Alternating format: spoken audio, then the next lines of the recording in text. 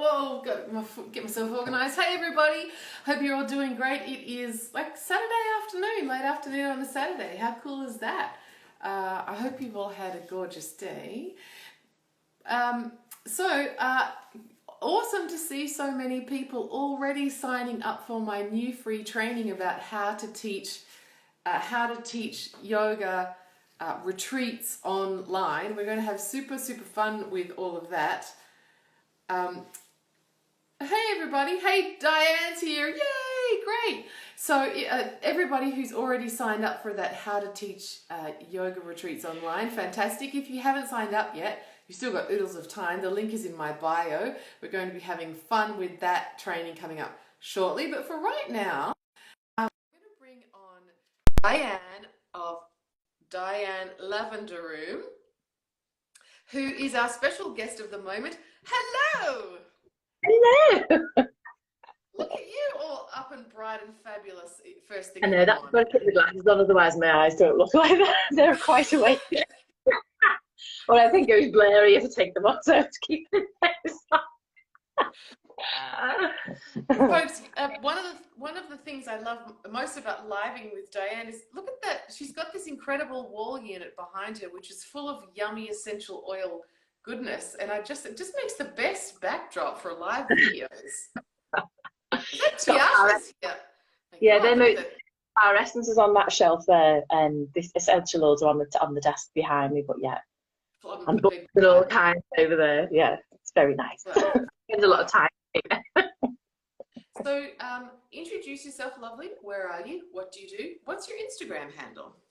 Oh gosh, too many questions. I'm Diane, Diane Campbell. I'm in UK, Northwest England, just near Liverpool. Most people have heard of that. And I teach yoga, obviously. I've been a therapist for many years. I don't know, 27, 28 years. Is it really that long? A lot of different body working kind of things. And I've kind of moved more towards energetic I use flower essences and essential oils on a kind of energetic level rather than a physical level these days. So less massage and more kind of using them in the air sort of thing. And I'm very much into, caring for people really. I just can't help myself. I'm just a nurturer it's just who I am, and I just looking out for people all the time.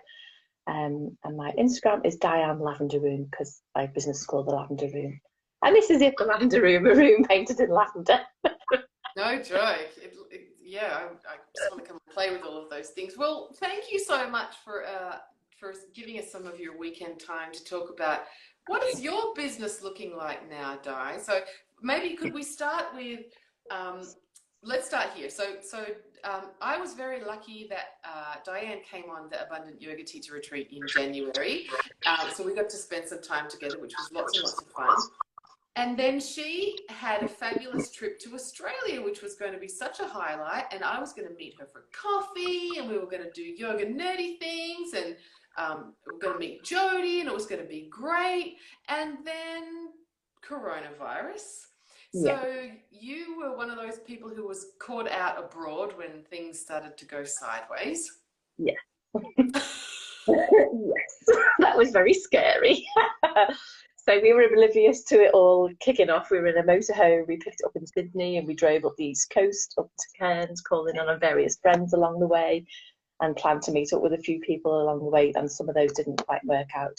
So we're in our own little bubble with no news, no TV, no radio, with this loveliness and sunshine. And it was really, really nice.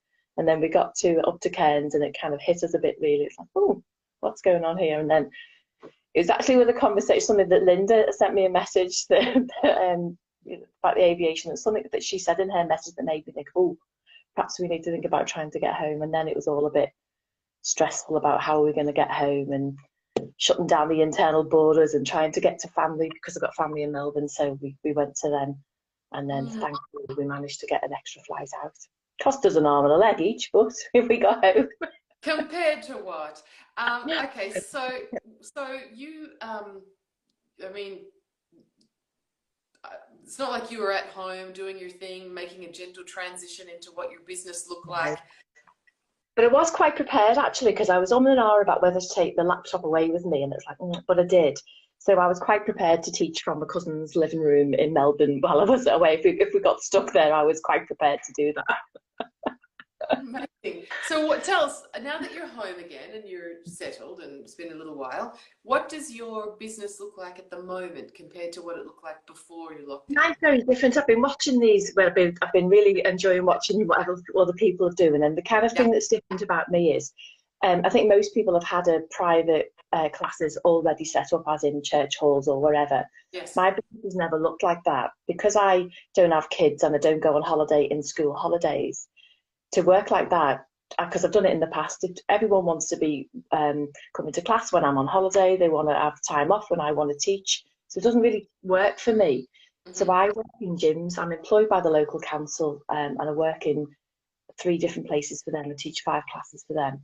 And I've got 2 classes as I freelance in a private gym. And then I did the restorative training with the lovely Kelly Smith, thanks to your speaker series. And because Hi, I Yoga for You online. We love you. we love you, yeah. So I got a bit almost burnt out because in the summer holidays when everybody else is on holiday, I was covering for 4 other teachers as well as my own classes, and my body got a bit like, because it's getting on a bit, this body, and it was kind of a bit like, what am I doing here? So I did some online restorative classes through Yoga Glow, and it did what it said on the tin. It really restored my body, and I could then go out and teach the other 7 classes for that week. So it kind of thought, oh. So then I've done the restorative training, and I absolutely love it. And I set up a monthly restorative class, and I did the yoga nidra training as well with her. So we do a 2-hour class once a month, which moved online because the first one was the first Friday of April. Mm. And it worked really well. There was one person that didn't want to do the online. They said, we'll wait till we can do it in person. But everybody else has really enjoyed it. So I haven't got a bank of customers, of students that are already coming to me. I've got to not only get people to come online, but also to come out of that gym membership and just turn it up for as many classes as they want, kind of thing. Wow. So classes, I've only done 3 weeks. And I'm getting between 2 and 4 people, which is not mega bucks, but I'm kind of thinking, well, it's something, isn't it? And I can build it from there. Yeah, good for you. Yeah, I love this. I hadn't. I mean, I knew your teaching was different, but I hadn't thought about what that would mean for you in this environment. So, um, what about if you tell us, like, give us some? I think restorative is interesting because of all of the stuff, and even if okay, I have a pillow and I have a bolster and I've got some blankets, but they're not going to be. I don't have a yoga blanket, and so if you're teaching me to fold this and do that, I've got different. Like, how do you manage restorative with the? Guys, I'm doing kind of hatha yoga anyway, but I do tend to be more gentle. You'll not get a headstand or a handstand from me in one of my classes, I think, ever. Mine is more about, getting, often it's older people that come to my classes, and it's a bit more on the kind of relaxation and breathing and trying to get them to go a little bit more within with stretches so they get a really good stretch. And I might push them a bit here and there. But I literally read the room, and I usually only teach Wednesday, Thursday, and Saturday morning. And I get a feel on a Wednesday morning. I work with energy for such a long time. I can pick up a vibe that they're all feeling a bit, got no energy today. So if I've thought in my head that we'll do something a bit full on, I'll be like, how are we feeling today? Oh, my back's sore, my shoulder. You'll often find there's a bit of a theme that runs through the class. So I'll just throw some postures in that'll help, work into that particular area. But the restorative, things like I watched Louise's thing yesterday about putting 2 pillows into a case. But I did a little instruction video with either a pillow or 2 pillows with a blanket just wrapped around it, and that makes a good makeshift bolster as well. And I just tell people to stop for a second, because this could be. I think Monica said this morning that she's getting at least one really powerful thing from each one of these videos that she watches. Hey Lisa, look at you watching it live Instagram. And so this is powerful. So you made an instruction video for people to watch before coming along, so they knew what to bring. Yeah. Tell us more about this, like, because I think for some people they'll be like, I've been wondering, how do I make sure that that everybody's got the right stuff? So I did it. The video go for? Where did you put it? It's only a couple of minutes. I've got two Facebook pages. The Lavender Room is the kind of the main one. There's a whole technical issue about why I can't do things with. I've got Yoga Wirral because I live in the Wirral. But there's things, but I've got put some things on there, and the Lavender Room is the one that the video I think is on. Okay. And it's basically just two pillows and wrap a blanket around it, and it makes, because with one blanket, one pillow, it's a bit soft. But if you've got two pillows together, it just makes it a little bit more sturdy. And So then this is like Olivia, when she was talking about getting her seniors online and how to connect them up so they know how to use Zoom. It feels like the teachers that are doing well at this are the ones who are really thinking about how can I make sure that I give my students as much information as they're going to need so that they can be successful at this. Yeah. So you're sort of front loading the information so they know they're coming prepared with what they need, and you're not wasting time on the Zoom. No, yeah. Rhonda, that's the wrong way to fold the thing, or that blanket's not going to work. Or And I don't tend to use proper yoga blankets, to be honest. I mean, I did bring myself one back that you could probably call it from India, a yoga blanket, but just basically whatever blankets are there. And when I teach it, I've gathered blankets over the last few years, and the friend's studio has got different blankets, so we just use whatever we've got. We're not precious, we'll use whatever we've got around us. Yeah. And as Louise was saying on hers, books and, you know, tins of beans or soup or whatever. It's the UK, tins of beans, everybody's got beans in the cupboards. And I didn't think of the Tupperware one, but I've kind of at the end of the video say, you know, let's have a competition and see who can get, what can you find, toys from the, you know, the kids' toys. There's bound to be something, isn't there? Like, I don't know, Lego brick box or something like that, isn't there? Or cushions, pillows and things. I think you can use anything like that. I just have to note here that Sarah B has just joined. Sarah, we hope, no judgment actually, if you're still in bed. Lisa and I have just been looking at your Instagram stories, so everybody's stalking everybody in this community. I love it. So Diane, what about what hasn't worked? Like, has there been a fuck up? Is there something fun that you want to share with us? I was quite used to using Zoom anyway, because I do it with consultations for the flower essences, and I look after the students that are kind of going through the training at the moment as like a kind of counselling thing. So Zoom was pretty good for me. But even there, that first week, I'm teaching 3 classes a week. I've turned a Wednesday morning to a beginners because that's what I was asked for, an evening class, and then I'm doing a Thursday evening. So just 3 at the moment. And on the first week, there was only like 2-3 people on each class, but there was somebody from each class that couldn't get into it for whatever reason. Yeah. Some of them have been my friends that I know through, you know, working with flower essences and other things, like one down in Essex and one that lives in Italy, and the one that's very au fait with Zoom couldn't get into it. It was getting locked out and all, so that was frustrating. Yes. So every single class there was somebody that for some reason couldn't get in. But I think what it was, they were putting the password into the meeting rather than their own password to log into Zoom. I think that seems to be where the issue is. Right. Look out for that one. Warn them about that one. And so then we got to the Friday, which was my restorative class, which I think is hilarious because they just disappear under the camera and you can't see what they're doing and you're not fell asleep or not. and then it would show them the next move, and then little heads would pop up as they move. You're still with me.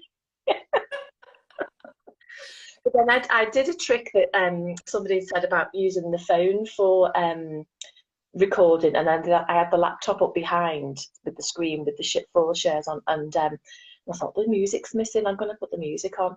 Well, the music's on the phone, and it normally just Bluetooths to my speaker, so and the speakers in the rooms. Well, would it help speak to each other? They kept going back to the phone, and so I thought, well, I'll just switch it off the phone and revert to the laptop. Well, I lost them all, didn't I? And it's like, oh my God, what's going on? I'm getting all hot.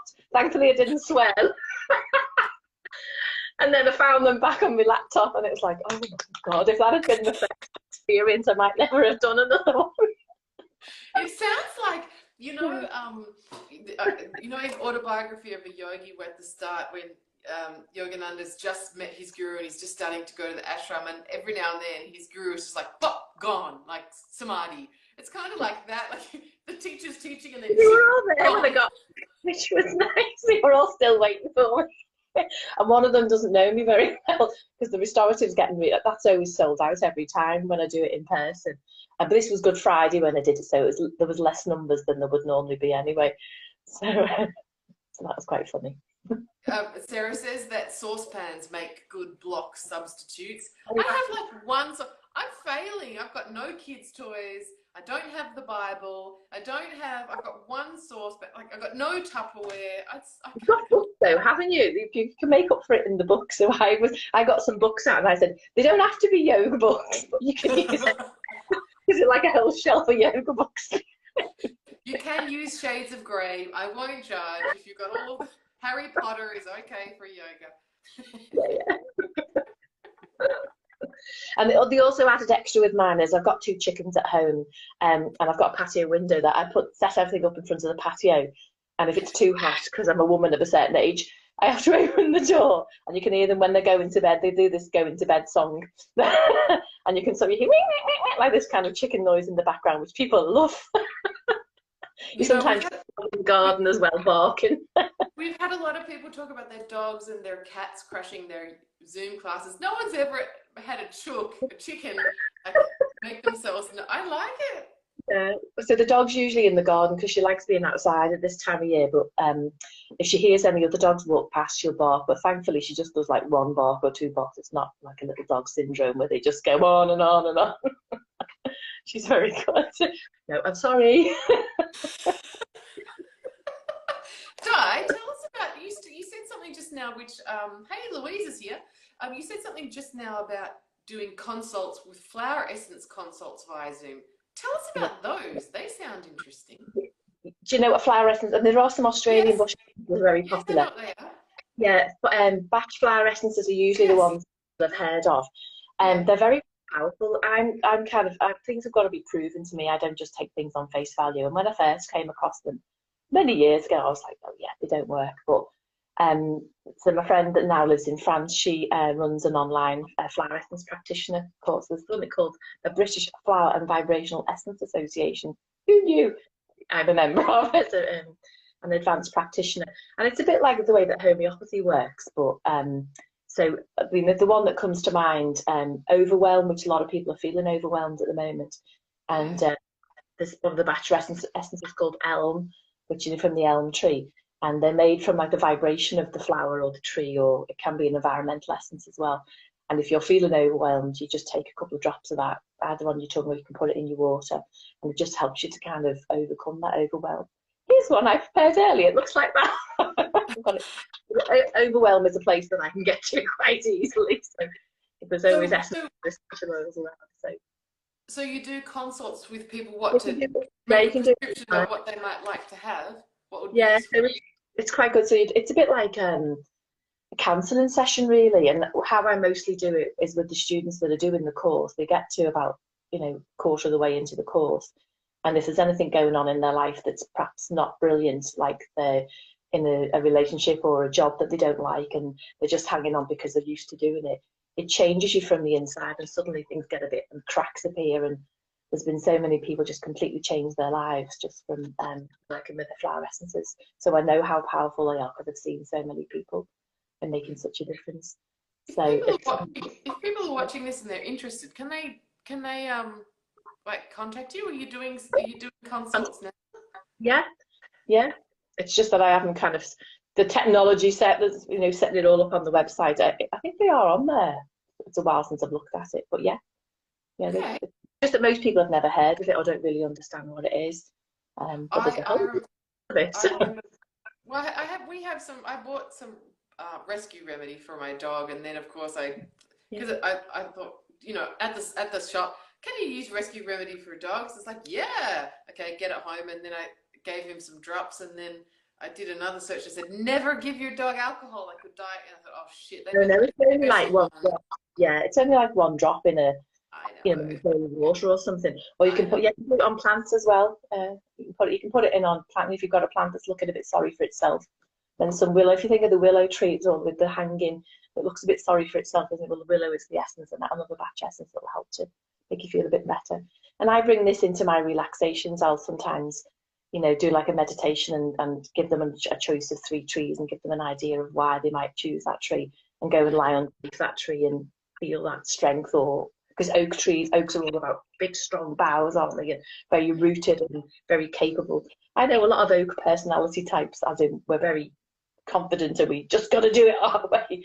And we don't like to ask for help. So oak can be quite useful in getting us to offload some of the work and just, share it and what's the word? Delegate some of the stuff. Sorry, someone's got a dirt bike out there. That's what happens when you live in the Australian country. So interesting, says Reroot Yoga. Totally. Yeah. How cool a plan, says Louise. Yeah, I agree. This is a really interesting tangent, Diane. And people, make sure Diane Lavender Room, follow her on Instagram. And if you're interested, send her, go away, you bogan. Send her a message. I need what do I need for that? Some willow for that person on their dirt bike. Send her a message and maybe have a consult. It's a nice time to be doing virtual nourishing things. This should be a podcast topic, says Louise. Yeah. Awesome. Anything else you want to share with us, lovely, about what you've learned in this strange journey to pivoting in your yoga business? And what I've loved the most about it is that whole sense of community and bringing people together. Like with friends that I met mostly through Flower Essence Journey and other things that live in other parts of the UK. So I'm up in the northwest, and one of my friends from Essex, she couldn't get in on the first class that I taught. My friend that lives in Italy, in Rome, they've been on lockdown for longer than we have. Yeah. And then one of my local students who, when I teach, they're a really friendly bunch. There's a lot of nurses that come to the classes, which is why I've kept the evening classes on. And in one of them, it's a bit of a rundown building, a bit kind of unloved. It's like, the poor relation doesn't really get any money spent on it. But it's got a really lovely vibe in there. And in the winter, I don't put any lights on it. I don't really like bright lights. So we've got a couple of lights at either end that we use. And there's a corner that's a bit darker, and we call it the naughty corner because they're the ones that they don't want to be seen and go and hide in the corner and chattering. And then they say, "Oh, you're going to the north," and people kind of start off on that side in the light, and then they end up going towards because they're having fun in the naughty corner. Anyway, one of the ladies from there is not very technical. I mean, really, really, I was surprised that she even attempted it, and she managed to get on and get her Zoom sorted. So that was really good. But I just had 2 of them at the beginners class, my friend in Rome and my local friend, and it was really nice to bring them two together. And, they're going to be there again next week. So, yeah, I'm really loving that that's kind of just bringing people together from different parts of your life, that you know people for this or for that or whatever. Yeah. Yeah, a few people have been reporting that they're actually reconnecting with friends from other phases of their life who are now able to come to their classes. It's pretty special. Really loving it, and it's great that I'm not chasing around to go into different places, because on a Wednesday I do 3 different classes in 3 different gyms. So so it's all like going from one place to another. So I'm loving just because I've got this treatment room at home, you see, so I didn't have to move any furniture or anything. I'm very lucky. I just set it up in here. Awesome. Diane, thanks for being an awesome guest on a Saturday, no less, and sharing some of your insights with us. Super fun. Yes, it's been really good. Worth getting up early for. Oh, that's nice. I'm glad. I'm out ready to do some yoga now, so that's good. Folks, give Diane some hearts for getting up early on a Saturday if you're still here and watching. I was going to bed early either, did I? Yeah, because you were watching this morning, and that would have been... Yeah, I just looked at my phone as I was kind of getting ready to go to bed, and you popped up in the live stream, so I had you there while I was getting, putting things away and getting upstairs and whatever. And it kept coming. I get to be with people when they're on the toilet, when they're getting into their pajamas. Who I listen to the podcast in the shower, don't you? Instead of, because you usually have the radio on, so I listen to the podcast when I'm in the shower. I'll put you behind so you can't see me though. Can you imagine? I was saying this morning, imagine that Instagram invents this functionality where actually these lives are 2-way and they don't tell us all, and then God knows what you'd see people doing, and we all thought we were doing it in private. My God. Thanks, Diane. Okay, Thanks, everybody. Thank you all. Bye. Thank you. Bye.